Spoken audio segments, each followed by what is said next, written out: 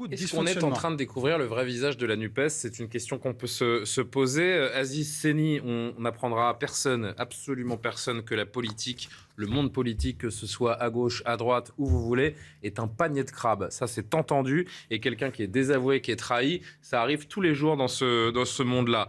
Mais là, on a peut-être une preuve supplémentaire de cette fameuse stratégie communautaire de la France insoumise. J'ai envie de vous dire, les discriminations, il y a ceux qui la vivent, il y a ceux qui en vivent. Et pour moi, la NUPES, elle en vit. On l'a vu pendant toute la campagne, évidemment avec des discours très segmentants, très destinés à une certaine population, à une certaine classe sociale.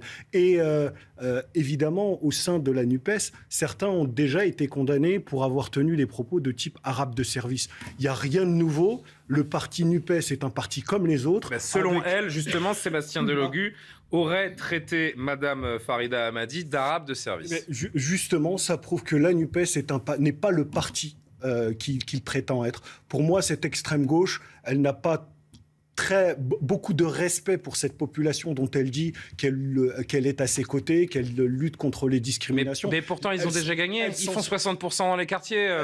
Quand Jean-Luc Mélenchon se présente à la présidentielle, pour connaître un petit peu ces quartiers, soyez assurés que ce n'est pas l'adhésion à un parti collectiviste, à un parti qui est plutôt libertarien, qui ne travaille pas forcément sur les valeurs de famille. C'est l'adhésion à quoi ? C'est plus de la colère, c'est exactement de l'autre côté. Le vote à l'extrême droite, c'est beaucoup de colère, beaucoup de déception, des gens qui attendent et qui n'ont pas été entendus. Il répond à ces gens-là, Jean-Luc Mélenchon.